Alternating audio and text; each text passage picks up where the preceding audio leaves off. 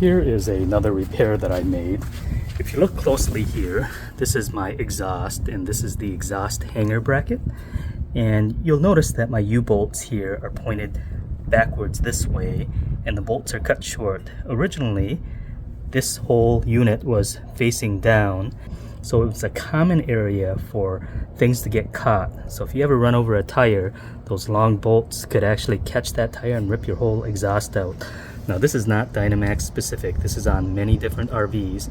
My Winnebago had it as well, but really easy to do. I don't think I need to show you a video, but I'll show you a clip how it used to look like. And now that you've seen that, all I did was loosen these two bolts, swing over the U-bolts, and cut off the excess here. I used a cutting wheel, but you can use a hacksaw or any kind of reciprocating saw. But that's something you probably want to do right away, otherwise it's going to definitely hang up on something. So let's jump on to the next item. Here's my next item that I never made a video on, and that is my mud flap here. You can see that big silver Dynamax mud flap. Now, these mud flaps are usually on the diesel pushers, you know, the Class A motorhomes, some of these Super Cs like this Dynamax. But my very first trip back from the dealership, my mud flap almost fell off. And let me show you, I've taken it apart, now let me show you what's going on. Okay, if you look at this eye bolt right here, this is what holds the mud flap up. I have two eye bolts, and they're mounted basically upside down. And you will see it has this little nut on the bottom with those serrated edge lock washers, and same thing up on top. And when I got home, this eye bolt basically was almost ready to fall off. And let me show you the repair. Over on this side, what I did was I basically left the original nut, and then I added one of these nylock lock nuts like this. And basically I have a double nut system here. So let's go back here. Then going back here, basically this nut just goes on top and you tighten it down, and basically you have two nuts tightened against each other, and what that creates is basically a super lock nut is the best way to put it. So when this vibrates down the road, you're not just relying on that single nut that's hanging upside down, so it has gravity fighting against it and of course the vibration. So I'll put this on, but I'm hoping mine is an isolated case, because if they've installed all of them this way, I wouldn't be surprised that there's a bunch of mud flaps hanging loose or ready to fall off down the road. And of course that's not a good thing. So let's jump on to the next item. Here's another area. It's back by my propane tank. And let's look over here. So at my propane tank, you will see these wires going to the propane gauge. And Dynamax, for whatever reason, they use these Wago connectors, which are really good connectors, but they're not meant for the outdoors. I don't know why they use this outside here. So I'm going to take these apart, and you should always get one of these in your toolkit. But basically, I have some butt connectors here. I think I'll use these blue butt connectors here. So I get the kind with the heat shrink incorporated. So let me show you what I'm going to do here. You will want to have some wire crimpers here, and I have a beefed up model here. I like this type of crimper, so I carry both. This one here, well, I carry this in the RV for emergencies, and I carry this one at home because it has basically it has a much bigger surface area for the crimping, so when it does do crimping, it basically has a double crimp on both sides. So I'll end up using this. Let's take these out here. So this is a propane sensor. You don't really have to worry about shutting the power off or anything. I'll take one of these crimpers, or one of these side here, and I'll take a crimper here. It's color coded, the blue. And just like that, that side's crimped. And then we'll do the other side here. So if you ever want to crimp wires, you want to definitely have these terminals here. They're always nice to have in your toolkit. And then of course a set of crimpers here. So just like that, it's done. So I have a good mechanical crimp. And then what you want to do after is you take a heat gun, not a hair dryer, but an actual heat gun, and I'll show you. If you look at it really close, let me see, if you look at it really close, water can still intrude in there. But you take this heat gun, and let me see if I can fast forward this.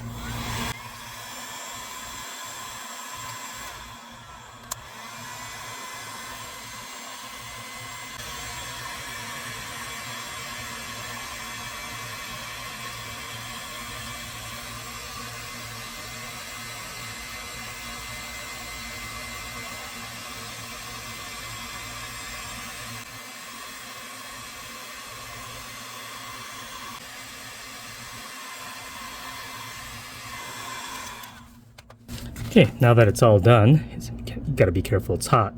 But if you look closely, I'll see if I can zoom in on this.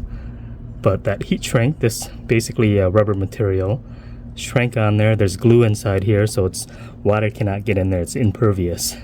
So now it's nice and weather tight. I'll do that for both of these. Maybe I'll put a little wire loom on here, but you don't need to see that. We'll jump onto another area. So I would say on this one, Dynamax, big fail on this. They actually used more expensive, these WAGO connectors are much more expensive, and totally for the wrong application. You don't want to be using these WAGO connectors on the outside. Water can just get inside. And you definitely want to carry these. Let me see what the official name is. Basically, heat shrink wire connectors. I'll put a link to these, but I usually have a pretty big kit of different sizes. I have the blue and the yellow, just it's for different wire sizes. I am missing the yellow, I think I used them all up, but very handy to have these in your tool arsenal. So let's jump on to the next project. Here's another area. I had to do an inspection under my RV because some of my lights quit working underneath, and this is what I discovered. So let me see if I can show you down here. If you go down below, I have all these 12-volt wiring. And it looks like Dynamax did use some good connectors with the heat shrink, but they just never ended up doing the heat shrink. Oh, I don't know if you saw that. You see all that sand fall down?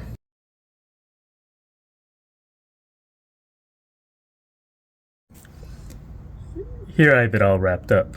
I ended up using the actual heat shrink like it's supposed to be. So I'm surprised they didn't do that. And I did catch over on this side, same thing. I had a bundle of wires here that I ended up having to use the heat gun. They had the right connectors, but they just did not apply the heat shrink correctly. Same thing as this bundle here and this one here. All of them had to be redone, so my wiring ended up being this pair here.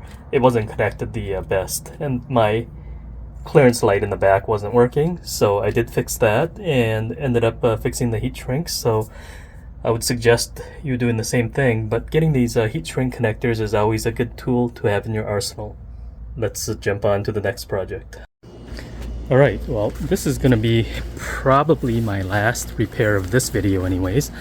I'm not sure if I'm going to show you any more repairs or a recap. I might just jump into a 1-year review of this. It just seems like yesterday that I did a 6-month review, so I'm not sure if I'm going to do a 1-year review, but I do get so many questions from people on what I think of this RV and if I would recommend it. But this should be the very last part of this repair video. So that is my marker lights. So every RV is going to have marker lights. I'm on my rear cap, and of course there's some marker lights on the front cap, and these are a little bit different. Dynamax has custom marker lights, and if you look closely, I didn't discover this till way later, but check out this marker light and see if you can see a big gap here. And if you look at that marker light right there, you'll see that big gap, and I'm worried about the water intrusion. And then upon closer inspection, another big problem I see are these screws. So I took this marker light apart, and these are the physical screws that they used.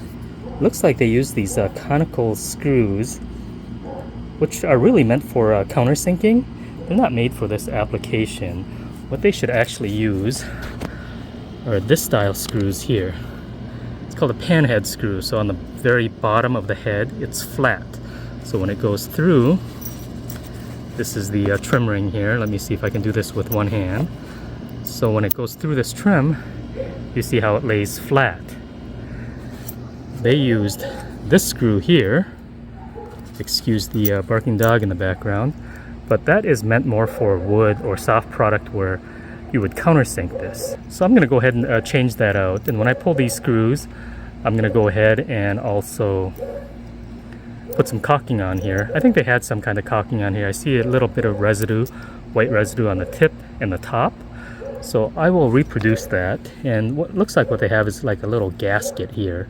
So the gasket looks like it's in good shape, but these other ones here, seems like we have some problems here. And the issue I have is again with these screws. Now my front cap, I'll give you a snapshot of my front cap, but I didn't have these issues on the front cap at all.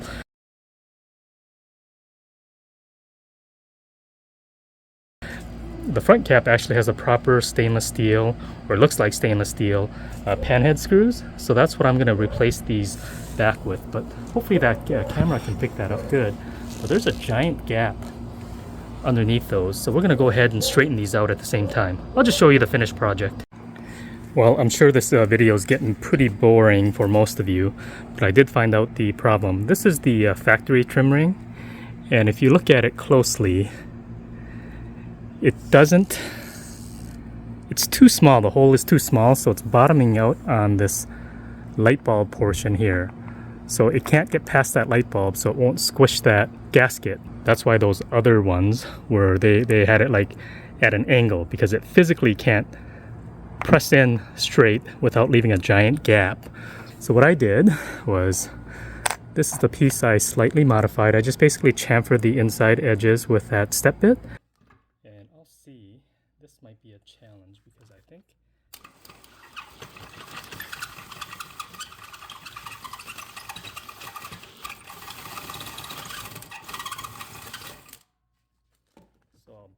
okay, I took that step bit and I just basically chamfered around the edges here, and we'll see if it fits around that light fixture better. And now if you look at it, so the hole is bigger, but if you look at it really close, when I push it in and out, you can see that gasket compress. So whoever made these washers or these trim rings from the beginning, they didn't make these in the proper tolerance, and that's why I have the problem here. So another one of these simple jobs that are going to turn into a bigger job. Well, this is the finished project. You can see all the screws were changed out to stainless steel screws. From the bottom, the gap is mostly gone. I had to drill quite a bit out of these and just got frustrated. Didn't want to work on it anymore, so I got most of it. This one's not perfect, but I did seal it up pretty good.